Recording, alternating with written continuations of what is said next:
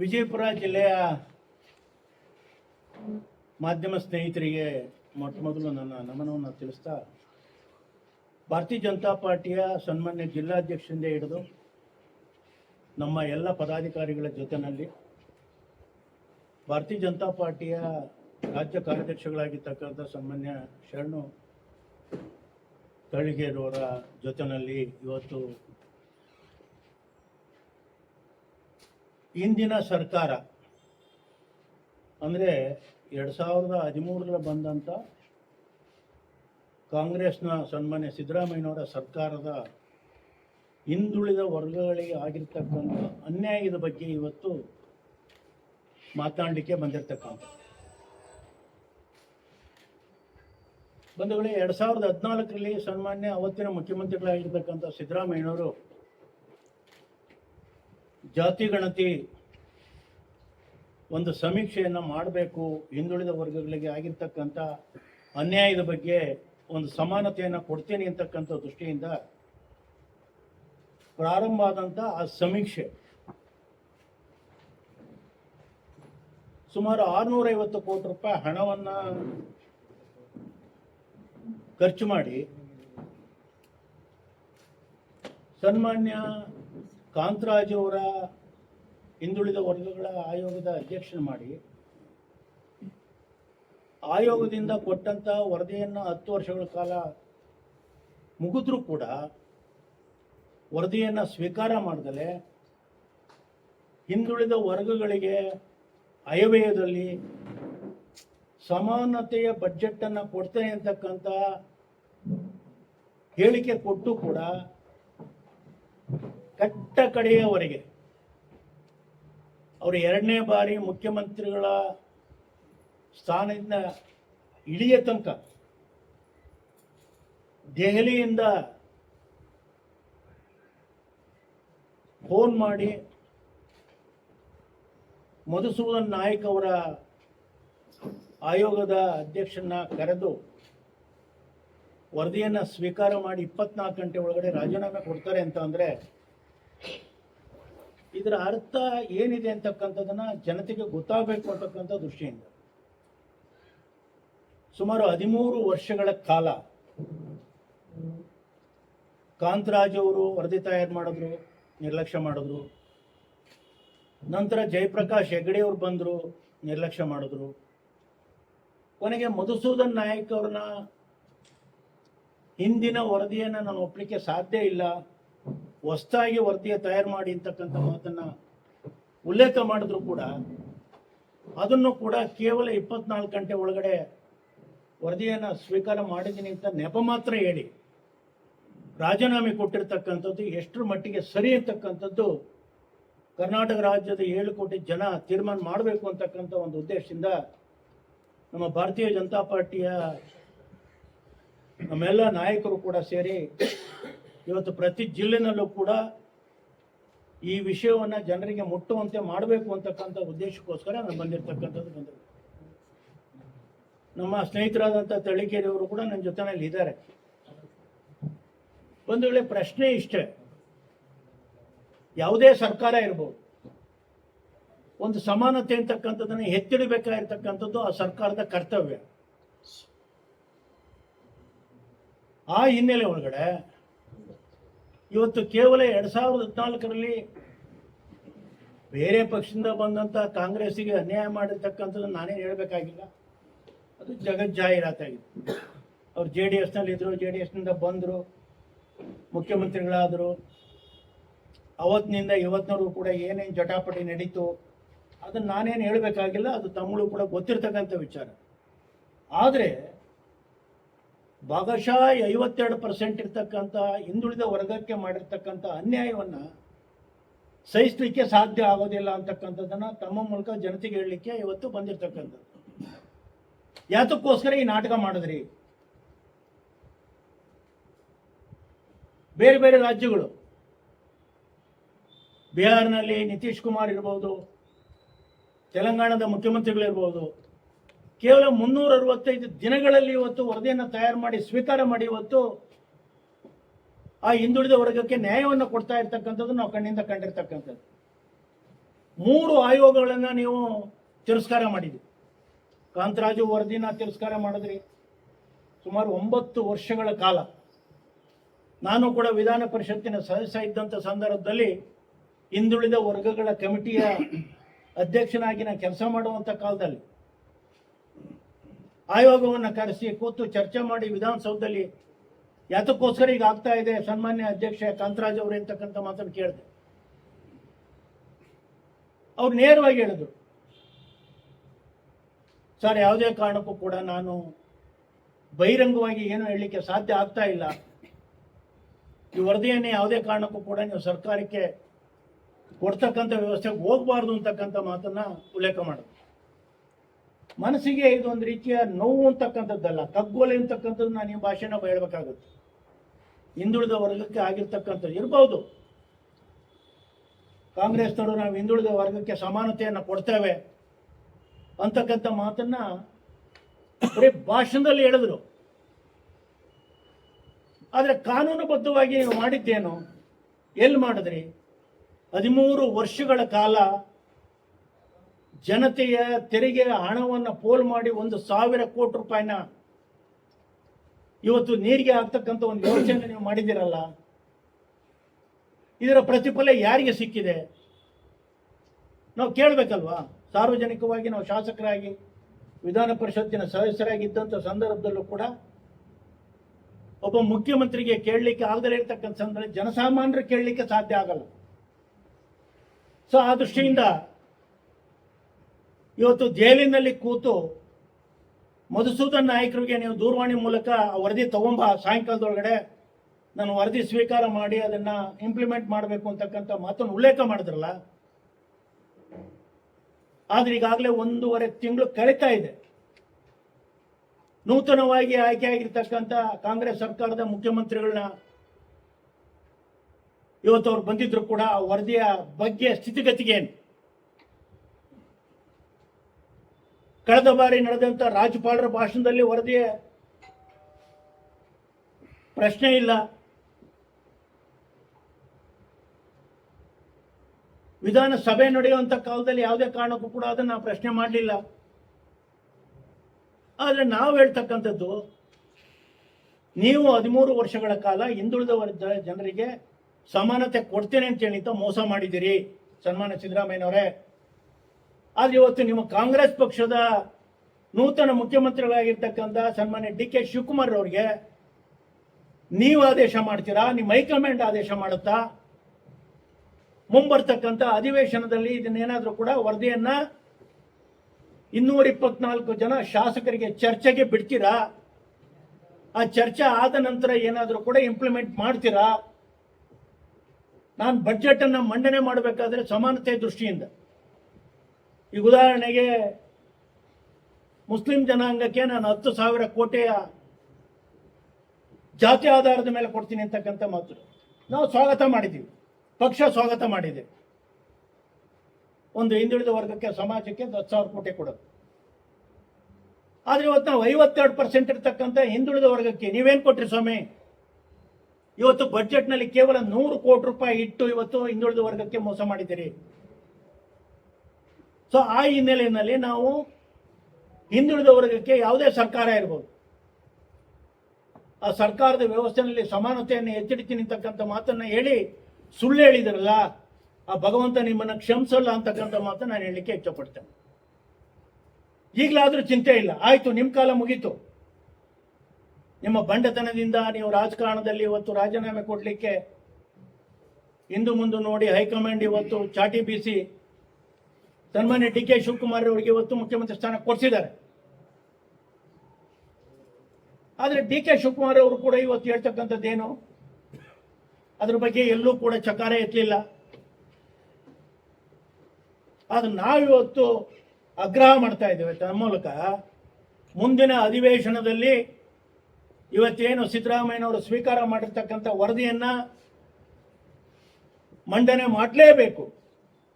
ನೀವೇನಾದ್ರೂ ಮಂಡನೆ ಮಾಡಲಿಕ್ಕೆ ಆಗಲಿಲ್ಲ ಅಂದ್ರೆ ವಿಧಾನಸೌಧದ ಮುತ್ತಿಗೆ ಕಾರ್ಯಕ್ರಮವನ್ನ ರಾಜ್ಯ ಮಟ್ಟದಲ್ಲಿ ಭಾರತೀಯ ಜನತಾ ಪಾರ್ಟಿ ಹಿಂದುಳಿದ ವರ್ಗದ ಜನರಿಗೆ ನ್ಯಾಯವನ್ನು ಕೊಡಿಸಬೇಕು ಅಂತಕ್ಕಂಥ ಒಂದು ದೃಷ್ಟಿಯಿಂದ ನಾವು ಧರಣಿ ಸತ್ಯಾಗ್ರಹ ಮತ್ತು ಮುತ್ತಿಗೆ ಕಾರ್ಯಕ್ರಮವನ್ನು ಹಾಕೊಳ್ಳಿಕ್ಕೆ ಸಿದ್ಧರಿದ್ದೇವೆ ಅಂತಕ್ಕಂಥ ಮಾತನ್ನ ತಮ್ಮ ಮೂಲಕ ಮುಖ್ಯಮಂತ್ರಿಗಳಿಗೆ ಎಚ್ಚರಿಕೆಯನ್ನು ಕೊಡ್ತಾ ಇದ್ದೇವೆ. ಆ ದೃಷ್ಟಿಯಿಂದ ಇವತ್ತು ಹಿಂದುಳಿದ ವರ್ಗ ತತ್ತರಿಸಿ ಹೋಗಿದೆ. ತಮ್ಮ ಕಾಲದ ಸುಮಾರು 10-12 ವರ್ಷಗಳ ಕಾಲ ಕಾಂಗ್ರೆಸ್ ಸರ್ಕಾರದಲ್ಲಿ ಯಾವುದೇ ಹಿಂದುಳಿದ ವರ್ಗಗಳ ಅಭಿವೃದ್ಧಿಗಳು ಇಂದಿನ ಸರ್ಕಾರದಲ್ಲಿ ಕೊಡ್ತಾ ಇರ್ತಕ್ಕಂಥ ಯೋಜನೆಯ 10% ಹಣ ಕೊಟ್ಟಿದ್ರು ಕೂಡ ಹಿಂದುಳಿದ ವರ್ಗ ಸಮಾಧಾನ ಆಗ್ತಾ ಇತ್ತು. SC/ST ಹಣ ದುರ್ಬಳಕೆ ಮಾಡ್ಕೊಂಡ್ರಿ, ಹಿಂದುಳಿದ ವರ್ಗಗಳ ಹಣವನ್ನು ದುರ್ಬಳಕೆ ಮಾಡ್ಕೊಂಡ್ರಿ. ಈ ರೀತಿ ದುರ್ಬಳಕೆ ಮಾಡಿಕೊಂಡು ಇವತ್ತು ತಾವು ಸರ್ಕಾರ ನಡೆಸೋದೇ ಆದರೆ ಜನ ಖಂಡಿತವಾಗಿ ಕೂಡ ನಿಮ್ಮನ್ನು ಕ್ಷಮಿಸೋಲ್ಲ. ಆ ಹಿನ್ನೆಲೆಯಲ್ಲಿ ಮುಂದಿನ ದಿನಮಾನಗಳಲ್ಲಿ, ಮುಂದಿನ ಅಧಿವೇಶನದಲ್ಲಿ ತಾವು ಏನು ಸನ್ಮಾನ್ಯ ಮಧುಸೂದನ್ ನಾಯಕರವರು ಕೊಟ್ಟಿರ್ತಕ್ಕಂಥ ವರದಿಯನ್ನು ಗೌಪ್ಯವಾಗಿ ಹಿಡಿದಲೆ ಮುಕ್ತ ಚರ್ಚೆಗೆ ಅವಕಾಶ ಮಾಡಿಕೊಟ್ಟು 224 ಜನ ಶಾಸಕರು ಪಕ್ಷಾತೀತವಾಗಿ ಚರ್ಚೆ ಮಾಡಲಿ. ಚರ್ಚೆ ಆದ ನಂತರ ಆ ವರದಿಯನ್ನು ಬಿಡುಗಡೆ ಮಾಡಬೇಕು.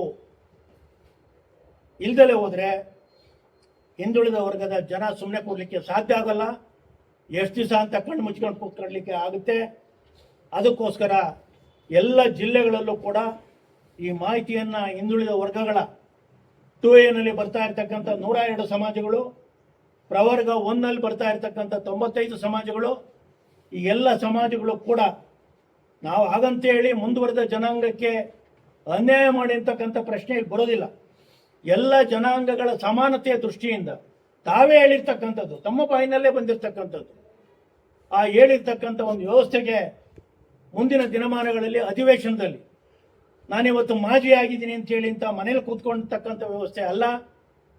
ಬೇರೆ ಬೇರೆ ಆಕ್ಟಿವಿಟಿನಲ್ಲಿ ನೀವು ಇದ್ರೂ ಕೂಡ ನೀವೇನು ಮಾತು ಕೊಟ್ಟಿದ್ದೀರಲ್ಲ ಆ ಮಾತನ್ನು ಉಳಿಸ್ಕೊಂತಕ್ಕಂಥ ಒಂದು ವ್ಯವಸ್ಥೆಯನ್ನು ಖಂಡಿತವಾಗಿ ಕೂಡ ಕರ್ನಾಟಕ ರಾಜ್ಯದಲ್ಲಿರ್ತಕ್ಕಂಥ ಹಿಂದುಳಿದ ವರ್ಗಗಳಿಗೆ ಅನ್ಯಾಯ ಮಾಡದಲೇ ಮುಂದಿನ ಅಧಿವೇಶನದಲ್ಲಿ ಈ ವರದಿಯನ್ನು ಸ್ವೀಕಾರ ಮಾಡಿ ಚರ್ಚೆಗೆ ಅವಕಾಶ ಮಾಡಿಕೊಡ್ಬೇಕು ಅಂತಕ್ಕಂಥ ವಿಷಯವನ್ನು ತಮ್ಮ ಮುಂದೆ ಇಟ್ಟು ಇದು ರಾಜ್ಯದ ಎಲ್ಲ ಜನರಿಗೂ ಕೂಡ ತಲುಪತಕ್ಕಂಥ ಅವಕಾಶ ಮಾಡಿಕೊಡ್ತಾ ತಮ್ಮೆಲ್ಲರಿಗೂ ಕೂಡ ಒಂದ್ಸಿ ನಾನು ಮಾತು ಮುಗಿಸ್ತೇನೆ. ಧನ್ಯವಾದಗಳು.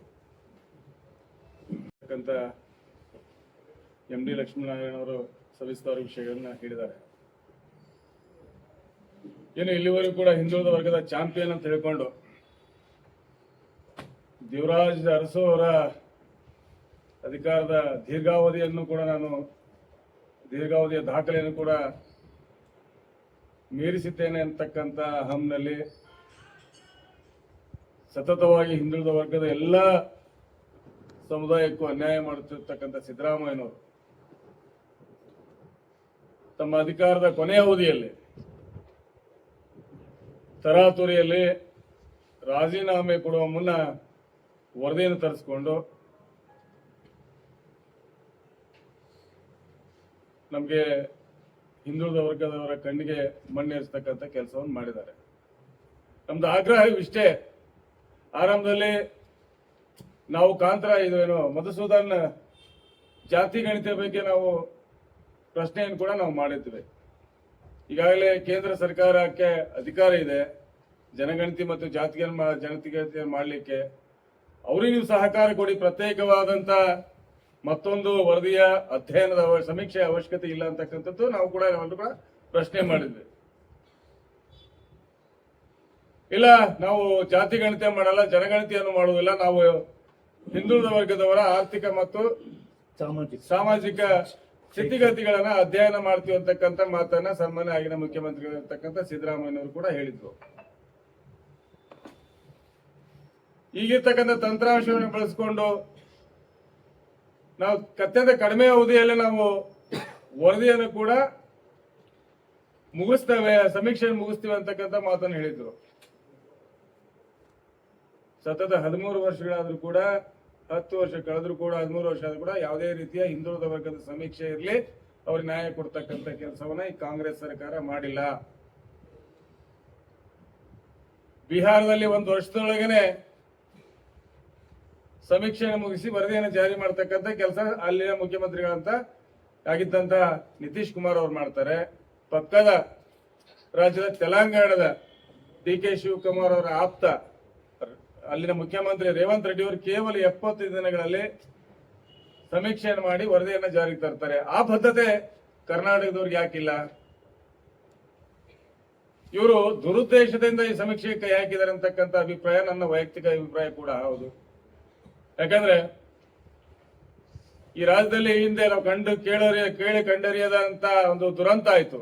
RCB ಕಪ್ ಗೆದ್ದಂತ ಸಂದರ್ಭದಲ್ಲಿ ಕಾಲ್ ತುಳಿತಕ್ಕೆ ಸುಮಾರು 11 ಜನ ಯುವಕರು ಪ್ರಾಣವನ್ನು ತೆತ್ತರು ಈ ಸರ್ಕಾರದ ನಿರ್ಲಕ್ಷ್ಯ ಮತ್ತು ಲಜ್ಜೆಗೆಡಿತನದ ನೀತಿಯಿಂದಾಗಿ.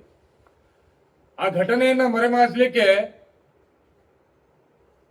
ಈ ಜಾತಿ ಗಣತೆಯ ವರದಿಯನ್ನ ಸೋರಿಕೆ ಮಾಡ್ತಕ್ಕಂಥ ದುಸ್ಸಾಹಸಕ್ಕೆ ಈಗಿನ ಕಾಂಗ್ರೆಸ್ ಸರ್ಕಾರ ಕೈ ಹಾಕ್ತು.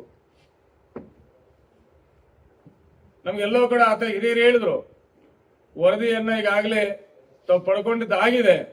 ನಮ್ಮ ಆಗ್ರಹ ಇಷ್ಟೇ, ಮುಂಬರ್ತಕ್ಕಂಥ ಅಧಿವೇಶನದಲ್ಲಿ ಆ ವರದಿಯನ್ನ ನೀವು ಮಂಡನೆ ಮಾಡಬೇಕು. ಪ್ರತ್ಯೇಕವಾಗಿ ಆ ವಿಷಯವಾಗಿ ಚರ್ಚೆಗೆ ಅವಕಾಶವನ್ನು ಮಾಡಿಕೊಡ್ಬೇಕೆಂಬ ಆಗ್ರಹ ನಮ್ಮೆಲ್ಲರದು ಕೂಡ ಇದೆ. ಯಾಕಂದ್ರೆ ಈಗಿನ ಮುಖ್ಯಮಂತ್ರಿಗಳ ಬಗ್ಗೆ ನಮಗೆ ವಿಶ್ವಾಸ ಇಲ್ಲ. ಹಿಂದೆ ಕಾಂತರಾಜ್ ವರದಿಯನ್ನ ಸಂಪುಟದಲ್ಲಿ ವಿರೋಧ ಮಾಡಿರ್ತಕ್ಕಂಥವ್ರು ಇವತ್ತು ರಾಜ್ಯದ ಮುಖ್ಯಮಂತ್ರಿ ಆಗಿದ್ದಾರೆ. ಅವರ ಸಮುದಾಯದ ಸಮಾವೇಶದಲ್ಲಿ ವರದಿಗೆ ಬಗ್ಗೆ ಲಘುವಾಗಿ ಮಾತಾಡಿರ್ತಕ್ಕಂಥವರು ಈ ರಾಜ್ಯದ ಚುಕ್ಕಾಣಿ ನೀಡುತ್ತಿದ್ದಾರೆ. ಹೀಗಾಗಿ ನಮಗೆ ಅವರ ಮೇಲೆ ನಂಬಿಕೆ ಬರ್ಲಿಕ್ಕೆ ಸಾಧ್ಯ ಇಲ್ಲ. ಅದೇನ್ ಮಾಡ್ತಾರೆ ಗೊತ್ತಿಲ್ಲ. ಮುಂಬರ್ತಕ್ಕಂಥ ಅಧಿವೇಶನದಲ್ಲಿ ಆ ವರದಿಯನ್ನ ಚರ್ಚೆಗೆ ತಗೊಂಡು ಪ್ರತ್ಯೇಕ ಚರ್ಚೆ ಇಟ್ಟು ಏನು ಚರ್ಚೆಗೆ ಅವಕಾಶ ಮಾಡಿಕೊಡದೇ ಇದ್ರೆ ಇಡೀ ರಾಜ್ಯದ ಹಿಂದುಳಿದ ವರ್ಗ ವಿಧಾನಸೌಧವನ್ನ ಮುತ್ತಿಗೆ ಹಾಕ್ತಕ್ಕಂಥ ಕೆಲಸಕ್ಕೆ ನಾವು ಕೈ ಹಾಕಬೇಕಾಗುತ್ತೆ. ಆ ನಿಟ್ಟಿನಲ್ಲಿ ತತ್ಕ್ಷಣ ಹಿಂದುಳಿದ ವರ್ಗರಿಗೆ ನ್ಯಾಯ ಕೊಡ್ತಕ್ಕಂಥ ರೀತಿಯಲ್ಲಿ ಸನ್ಮಾನ್ಯ ಸಿದ್ದರಾಮಯ್ಯನವರು ಮೌನವಾಗಿದ್ದಾರೆ ಅಂದ್ರೆ ಅವರ ಪೂರ್ಣ ಮೌನ ನಮ್ಗೆಲ್ಲರೂ ಕೂಡ ಒಂದು ಸಂಶಯಕ್ಕೆ ದಾರಿಯನ್ನು ಕೂಡ ಮಾಡಿಕೊಟ್ಟಿದೆ. ಸುಮ್ಮನೆ ಇರೋ ವ್ಯಕ್ತಿತ್ವ ಅದಲ್ಲ. ಆ ಬೇರೆ ರೀತಿ ಯೋಚನೆ ಮಾಡಿದ್ರೆ ತಾವೇ ಮಾಡಿದ ಮನೆಗೆ ಕರೆಕ್ಟ್ ಹೋಗಿಲ್ಲ, ಹಾಗಾಗಿ ಇದನ್ನ ರಿಜೆಕ್ಟ್ ಮಾಡ್ಬೇಕು. ಇನ್ನು ಅದು ವರದಿಯಲ್ಲಿ ಏನಿದೆ ಅನ್ನುವಂತ ಅಂಶಗಳು ಪಬ್ಲಿಕ್ ಬಂದಿದ್ದಿಲ್ಲ. ಆವಾಗಿಂದನೂ ಬಿಜೆಪಿಗಳು ವಿರೋಧ ಮಾಡ್ಕೊಂಡು ಬಂದಿದ್ರು. ಮತ್ತೆ ಈಗ ನೀವು ಸಪೋರ್ಟ್ ಯಾವ ರೀತಿ ಸಪೋರ್ಟ್ ಮಾಡ್ತಂತ ನಾವು ವರದಿ ಬಗ್ಗೆ ಕೆಲವು ಕಡೆ ಮಾಹಿತಿ, ಈಗ ನಮ್ಗೆ ಎಲ್ಲ ಒಂದ್ ಕಡೆ ಮಾಹಿತಿ ಇದೆ. ಸುಮಾರು 4 ಲಕ್ಷಕ್ಕಿಂತ ಹೆಚ್ಚು ಕುಟುಂಬಗಳು ವರದಿಯಲ್ಲಿ ಪಾಲ್ಗೊಂಡಿಲ್ಲ ಅಂತಕ್ಕಂಥ ಮಾಹಿತಿ ಇದೆ. ಆದ್ರೆ ನಾವು ಇಲ್ಲಿವರೆಗೂ ಕೂಡ ಹಿರಿಯರು ಹೇಳಿದ್ರು, ಕಾಂತರಾಜ್ ವರದಿ ಇರ್ಬೋದು, ಜಯಪ್ರಕಾಶ್ ಹೆಗಡೆ ವರದಿಯನ್ನ ಅವ್ನ ಯಾವನ್ನು ಕೂಡ ಟೇಬಲ್ ಮಾಡ್ದೇನೆ, ಮಂಡನೆ ಮಾಡ್ದೇನೆ ಅವೈಜ್ಞಾನಿಕ ಅಂತ ತೀರ್ಮಾನ ಮಾಡಿ ಅವರೇ ಕೈ ಬಿಟ್ಟತಕ್ಕಂಥ ಉದಾಹರಣೆ ಸಾಕಷ್ಟು ಈ ರಾಜ್ಯದಲ್ಲಿದೆ. ಯಾಕಂದ್ರೆ ಅವ್ರು ಖರ್ಚು ಮಾಡ್ತಕ್ಕಂಥದ್ದು ಸರಿಯಾಗಿ ನಮ್ಮ ಸಾರ್ವಜನಿಕರ ಹಣ.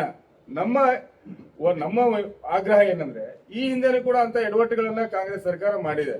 ಸರಿಯಾದ ರೀತಿಯಲ್ಲಿ ವೈಜ್ಞಾನಿಕವಾಗಿ ಸಮೀಕ್ಷೆ ಮಾಡ್ತಕ್ಕಂಥದ್ದು ಎಲ್ಲೋ ಕಡೆ ಸಾಕಷ್ಟು ಕಡೆ ಅದು ಎಡವಿದೆ. ಅಲ್ಲ ಒಂದ್ ನಿಮಿಷ, ಮತ್ತೊಂದು ಆ ರೀತಿ ತಪ್ಪಾಗಬಾರ್ದು, ಆ ರೀತಿ ಎಚ್ಚರಿಕೆ ವಹಿಸಿ ಅಂತಕ್ಕಂಥ ಒತ್ತಾಯವನ್ನು ಕೂಡ ನಾವೆಲ್ಲರೂ ಕೂಡ ಮಾಡಿದ ನಿಜ ಇದೆ. ಈಗ ರಿಪೋರ್ಟ್ ನಿಮ್ ಪ್ರಕಾರ ವೈಜ್ಞಾನಿಕ ಇದೆಯೋ ಅವೈಜ್ಞಾನಿಕ ಇದೆಯೋ? ನೋಡಿ, ಡೆಲಿವರಿ ಆದ್ಮೇಲೆ ಹೇಳ್ಬೋದು ಗಂಡು ಹೆಣ್ಣು ಅಂತೇಳಿ. ಅದೇ ಬಿಜೆಪಿ ಮೊದಲೇ ಒತ್ತಾಯಿಸಿ ನಾವು ಕೂಡ ಇನ್ನು ಪಬ್ಲಿಕ್ ಆಗದೆ ಇರೋ ಮುಂದೆ ಇನ್ನು ಮಗು ಹುಟ್ಟಕ್ಕೆ ಮೊದಲೇ ಗಂಡು ಇದೆ ಅಂತ ಹೇಳಿ ಅಂತ ಇಲ್ಲಿ ಮೊದಲೇ ಹೇಳ್ಬಿಟ್ಟಿದಾರಲ್ಲ, ಅದು ಯಾಕೆ ಮಾಡ್ತಾರೆ ಅಂತ ಹೇಳಿ ಸಾಕಷ್ಟು ಜನ ಸಾರ್ವಜನಿಕರು ನಮ್ಮ ಮುಖಂಡರನ್ನ ಇರ್ಬೋದು, ಅಧಿಕಾರಿನ ಭೇಟಿಯಾಗಿ ಸಾಕಷ್ಟು ಕೂಡ ಆ ವಿಷಯಕ್ಕೆ ಸಂಬಂಧಪಟ್ಟಂತೆ ದೂರುಗಳನ್ನ ಕೊಟ್ಟಿದ್ದಾರೆ. ಕೆಲವರು ನಮ್ಮ ಮನೆಗೆ ಬಂದಿಲ್ಲ, ಯಾರೋ GVPಗಳು ಏನ ಗ್ರಾಮ ವಿದ್ಯುತ್ ಪ್ರತಿನಿಧಿಗಳು ಏನದಾರ ಅವ್ರ ಮುಖಾಂತರ ಸ್ಟಿಕ್ಕರ್ ಹಚ್ಚತಕ್ಕಂಥ ಕೆಲಸವನ್ನು ಮಾಡಿದ್ರೆ ಇಂಥ ಅನೇಕ ಆರೋಪಗಳು ಸಾರ್ವಜನಿಕ ಬಂದಿದ್ದಂತೂ ಸತ್ಯ. ಅದು ತಮಗೂ ಕೂಡ ಗೊತ್ತಿದೆ. ವೈಜ್ಞಾನಿಕವಾಗಿ ಅಂದ್ರೆ ಹೆಂಗೆ ಸರ್ ಮನೆಗೆ ಅವ್ರೇನು ಈಗ ನೋಡಿ, ಈಗ ನಾವು ಆರ್ಥಿಕ ಮತ್ತು ಸಾಮಾಜಿಕ ಗಣತಿ ಮಾಡ್ಬೇಕು. ಅವ್ರ ಮನೇಲಿ ಎಷ್ಟು ಜನ ಕೆಲಸ, ವಾರ್ಷಿಕ ಆದಾಯ ಎಷ್ಟಿದೆ, ಆ ಕುಟುಂಬದ ಸದಸ್ಯರ ಸಂಖ್ಯೆ ಎಷ್ಟು, ಅದೆಲ್ಲವನ್ನೂ ಕೂಡ ಮನೆಗೆ ಭೇಟಿಯಾಗಿ ಆ ಸಂಪೂರ್ಣ ಮಾಹಿತಿನ ತೆಗೆದುಕೊಳ್ತಕ್ಕಂಥದ್ದು ಅವ್ರ ಕೆಲಸ. ಅದು ಆಗಿಲ್ಲ ಅಂತಕ್ಕಂಥ ಆರೋಪಗಳು ಇರ್ಬೋದು. ಆ ವರದಿ ಹೊರಗಡೆ ಬಂದ್ಮೇಲೆ ಅದ್ರ ಬಗ್ಗೆ ಪೂರ್ಣವಾಗಿ ಪ್ರತಿಕ್ರಿಯೆ ನೋಡ್ತೇವೆ. ಅದನ್ನೇ ಗೊತ್ತಿಲ್ಲ ನಿಮ್ಗೆ ಯಾವುದು ವೈಜ್ಞಾನಿಕವಾಗಿ ಅವೈಜ್ಞಾನಿಕ ಅಂತ ಹೆಂಗೆ ಡಿಸೈಡ್ ಮಾಡ್ತೀರಿ ನೀವು? ಮಾಡಿದಾರೆ ಇಲ್ಲ ಅಂತ ಸ್ಪಷ್ಟೀಕರಣ ಇಲ್ಲ ನಿಮ್ಗೆ? ಅಲ್ಲ, ಅದನ್ನ ನಾವು ಹೇಳ್ತಾ ಇದೀವಲ್ಲ, ವರದಿ ಬರೋ ಬೇಡಿಕೆ ಆಗಿದೆ, ಇದು ಮಾಡಿಲ್ಲ ಅವೈಜ್ಞಾನಿಕ ಇದೆ ಅಂತಂದ್ರಲ್ಲ, ವೈಜ್ಞಾನಿಕ ಮಾಡಿದ್ದಾರೆ ಅಂತಕ್ಕಂಥ ಕುರಿತಾಗಿ ಅವ್ರು ಹೇಳ ನಾವು ವೈಜ್ಞಾನಿಕ ನಾವು ತೀರ್ಮಾನ ಮಾಡಕ್ಕಾಗದ್ರ. ವರದಿ ಮೊದಲು ಬರ್ಲಿ. ನಾವು ಕೂಡ ಸಾರ್ವಜನಿಕರ ಕೆಲವರ ಅಭಿಪ್ರಾಯ ಅದಿದೆ. ಒಂದು ಉದಾಹರಣೆಗೆ ಬೆಂಗಳೂರು ಸುಮಾರು 1.5 ಕೋಟಿ ಜನಸಂಖ್ಯೆ ಇರ್ತಕ್ಕಂಥದ್ದು. ಇವ್ರು ಹೇಳೋ ಪ್ರಕಾರ 28% ಮಾತ್ರ ನಾವು ಸಮೀಕ್ಷೆ ಮಾಡ್ಲಿಕ್ಕೆ ಸಾಧ್ಯವಾಯಿತು ಅಂತಕ್ಕಂಥದ್ದು. ಅದು ವೈಜ್ಞಾನಿಕ ಅಂತೀರಾ ಅವೈಜ್ಞಾನಿಕ? ನಾವು ವರದಿ ಬಗ್ಗೆ ನಾವು ಯಾವುದೇ ಕಾರಣಕ್ಕೂ ವಿರೋಧ ಮಾಡಿಲ್ಲ. ಭಾರತೀಯ ಜನತಾ ವರದಿನ ಪಾರ್ಟಿ ವೈಜ್ಞಾನಿಕ ಇದೆ ಅಲ್ಲ, ಅಂತ ಹೇಳಿದ್ರೆ ನಾನು ಹೇಳ್ತೀನಿ, ಬಣ್ಣಾಯಿಸಿ. ಸಮೀಕ್ಷೆಯನ್ನ ಇದೆ. ಸಮರ್ಪಕವಾಗಿ ಆಗಿಲ್ಲ ಅನ್ನೋದ್ರ ಬಗ್ಗೆ ನಮ್ದು ವಿರೋಧ ಇದೆ. ವರದಿ ಸಮಕ್ಷವಾಗಿ ಸಮೀಕ್ಷೆನ ನೀವು ಸರಿಯಾಗಿ ನಡೆಸಿಲ್ಲ, ಸರಿಯಾಗಿ ನಡೆಸಿ ಅಂತಕ್ಕಂಥದ್ದು ನಮ್ಮ ಅಭಿಪ್ರಾಯ ಆಗಿದೆ ಅಷ್ಟೇ. ಅಷ್ಟು ಬಿಟ್ರೆ ಯಾವುದೇ ಕಾರಣಕ್ಕೂ ಇದು ವಿರೋಧ ಇಲ್ಲ. ನಾವು ಭಾರತೀಯ ಜನತಾ ಪಾರ್ಟಿ ವಿರೋಧ ಇಲ್ಲ. ಈಗ ಹಿಂದುಳಿದ ವರ್ಗ ಆಯೋಗದ ಪ್ರಕಾರ ನೀವು ಆ ಸಮಿತಿಯಲ್ಲಿ ಎಲ್ಲರೂ ಕೂಡ ಇರಬೇಕು, ಸರ್ವ ಪಕ್ಷದವರು ಇರಬೇಕು. ಖಂಡಿತ ಖಂಡಿತ. ಆಗ ಯಾಕೆ ದನಿ ಎತ್ತಲಿಲ್ಲ? ಇಲ್ಲಿ ಎತ್ತಿದ್ವಿ, ಏನು ಎಲ್ಲಾ ಸಭೆನಲ್ಲೂ ಕೂಡ ರೆಕಾರ್ಡ್ ಆಗಿದೆ, ಸಮರ್ಪಕವಾಗಿ ರೆಕಾರ್ಡ್ ಆಗಿದೆ. ಪ್ರತಿ ವಾರಕ್ಕೊಂದು ಮೀಟಿಂಗ್, ಪ್ರತಿ ಬುಧವಾರ ವಿಧಾನಸೌಧದಲ್ಲೇ ಕೂಡ ನಾನೇ ಚೇರ್ಮನ್ ಇದ್ದೆ, ಅದಕ್ಕೆ ಹೋಯ್ತಲ್ಲ. ಆ ದೃಷ್ಟಿಯಿಂದ ಎಲ್ಲವೂ ಕೂಡ ಆಗಿದೆ. ಆದ್ರೆ ಸಮರ್ಪಕವಾಗಿ ನೀವು ಸಮೀಕ್ಷೆ ಮಾಡ್ಲಿಕ್ಕೆ ಯಾರು ಬಿಟ್ಟಿದ್ದೀರಾ ಅವ್ನು ಮಾಡ್ಲಿಕ್ಕೆ ಆಗಿಲ್ಲ, ಅದನ್ನ ಸರಿಪಡಿಸಿ ಅಂತಕ್ಕಂಥದ್ದು ನಮ್ಮ ವಾದ ಇತ್ತು. ಅದೆಲ್ಲ ಮುಗೀತು. ಕಾಂತರಾಜು ವರದಿ ಮುಗೀತು, ಜಯಪ್ರಕಾಶ್ ನಾರಾಯಣ್ ಇವರು ಹೆಗ್ಡೆ ಅವ್ರದ್ದು ಮುಗೀತು. ಹೊಸ ಮಧುಸೂದನ್ ನಾಯಕ್ ಮಾಡಿದ್ರಲ್ಲ, ಆಯ್ತು ಇವಾಗ ಸಮರ್ಪಕವಾಗಿದೆ, ಆಯ್ತು ವರದಿ ಸ್ವೀಕಾರ ಮಾಡಿದಿರಲ್ಲ, ಈಗ ಅದು ಇಂಪ್ಲಿಮೆಂಟ್ ಮಾಡ್ಲಿಕ್ಕೆ ವಿಧಾನಸೌಧ ಚರ್ಚೆಗೆ ಬಿಡಿ. ಅದು ನಮ್ಮ ಅಭಿಪ್ರಾಯ. ಈ ಚರ್ಚೆಗೆ ಬಂದ ಮೇಲೆ ಗೊತ್ತಾಗುತ್ತಲ್ಲ ಹೇಗೆ ಅಂತ. ಜಾತಿಗಳ ಇದು ಬಿಜೆಪಿ ಹಿಂದುಳಿದವರ ಮೇಲೆ ರಾಜಕಾರಣ ಮಾಡ್ತಾ ಇದೆ. ಇಲ್ಲ, ತಪ್ಪದು. ಖಂಡಿತವಾಗಿ ಕೂಡ ಅದನ್ನು ಒಪ್ಪಲಿಲ್ಲ. ಈ ಉದಾಹರಣೆ, ನಾನು ನೇಕಾರ ಸಮಾಜದ ರಾಜ್ಯಾಧ್ಯಕ್ಷನ ಕೆಲಸ ಮಾಡಬೇಕಾದ್ರೆ ನಂದೇ ಆದಂಥ ಸಮೀಕ್ಷೆ 10 ವರ್ಷದಿಂದ ನಾನು ಮಾಡಿರ್ಬೇಕಾದ್ರೆ ನಾನು 45 ಲಕ್ಷ ನಮ್ಮ ನೇಕಾರ ಕುಟುಂಬಗಳಿದ್ದಾವೆ ಅಂತಕ್ಕಂಥದ್ದು ನಾನು ಘೋಷಣೆ ಮಾಡ್ಕೊಂಡಿದ್ದೀನಿ ಓನ್ ಸಮೀಕ್ಷೆನಲ್ಲಿ. ಆದರೆ ನೀವು ಕೊಟ್ಟಿರೋದು ಎಷ್ಟು? 6 ಲಕ್ಷ ಕೊಟ್ಟಿದ್ದೀರಿ. ಇನ್ನು 39 ಲಕ್ಷ ಏನಾಯ್ತು ನಮ್ದು? ಇದು ಈ ಸಮೀಕ್ಷೆನಲ್ಲಿ ವ್ಯತ್ಯಾಸ ಆಗಿರ್ತಕ್ಕಂಥದ್ದನ್ನ ಸರಿಪಡಿಸಿರ್ತಕ್ಕಂಥದ್ದು ನಮ್ಮ ಆಗ್ರಹ ಆಯಿತು. ಪಾರದರ್ಶಕವಾಗಿ ಆಗ್ಬೇಕಾಗಿತ್ತು, ನ್ಯಾಯಯುತವಾಗಿ ನೀವು ಮಾಡಿ ಅಂತಕ್ಕಂಥ ಆಗ್ರಹನೇ ನಾವು ಮಾಡಿದ್ವಿ. ಈಗ ಮಧುಸೂದನ್ ನಾಯಕರ ಅಧ್ಯಕ್ಷತೆಯಲ್ಲಿ ಮಾಡಿದ್ದಾರೆ, ಆ ವರದಿ ಸ್ವೀಕಾರ ಆಗಿದೆ. ತರಾತುರಿನಲ್ಲಿ ಅದು 24 ಗಂಟೆ ದೆಹಲಿಯಿಂದ ಬರೋದ್ರೊಳಗೆ ವರದಿ ಬರಬೇಕು ಅಂದ್ರು ಸಿದ್ದರಾಮಯ್ಯ ಅವರು. ತರ್ಸ್ಕೊಂಡು ಆದ್ಮೇಲೆ ಅದನ್ನ ಇಂಪ್ಲಿಮೆಂಟ್ ಮಾಡ್ಬೇಕಾಗಿತ್ತಲ್ಲ. ನೀವು ತಕ್ಷಣ ರಾಜೀನಾಮೆ ಕೊಟ್ಟಿದ್ದೀರಾ. ಈಗ ನೂತನ ಮುಖ್ಯಮಂತ್ರಿಗಳಿಗೆ ನೀವು ಹೈಕಮಾಂಡ್ ಆದೇಶ ಮೇಲೆ ನೀವು ಮಾಡಿ ಅದ್ರ ಚರ್ಚೆ ಆಗಲಿ. ಇನ್ನು ಪಕ್ಷಾತೀತವಾಗಿ 224 ಜನ ಶಾಸಕರು ಎಲ್ಲರೂ ಸೇರಿ ಚರ್ಚೆ ಮಾಡಿ ಅದಾದ ನಂತರ ಸ್ವೀಕಾರ ಮಾಡೋದು ಬಿಡೋದು ಬೇರೆ ಪ್ರಶ್ನೆ. ಥ್ಯಾಂಕ್ ಯು ಸರ್, ಧನ್ಯವಾದಗಳು.